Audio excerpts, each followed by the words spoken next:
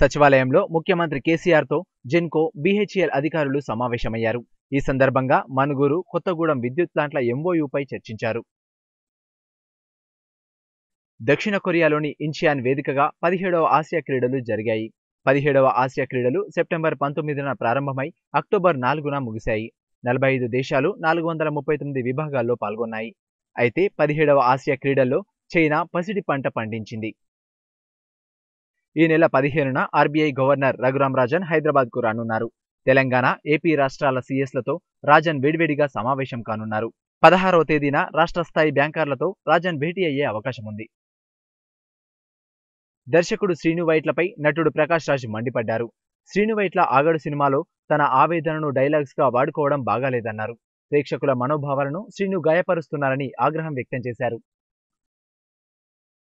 తిరుమల తిరుపతి దేవస్థానంలో భక్తుల రద్దీ కొనసాగుతోంది. వెంకన్న స్వామి దర్శనం కోసం భక్తులు బారులు తీరారు. అన్ని కంపార్ట్మెంట్లు నిండి వెలుపల 3 కిలోమీటర్లకు పైగా భక్తులు బారులు తీరారు. క్యూలైన్లో తోపులాట జరిగింది. పలువురు మహిళలు, చిన్నారులు సొమ్మసిల్లి పడిపోయారు. ప్రధాని నరేంద్ర మోడీ హర్యానాలోని కర్నాల్లో ఎన్నికల ప్రచారంలో పాల్గొన్నారు. కాంగ్రెస్పై విమర్శల వర్షం కురిపించారు. కాంగ్రెస్ ఒక్క హర్యానాలో మాత్రమే రైతులపై 4% పన్ను వేసింది.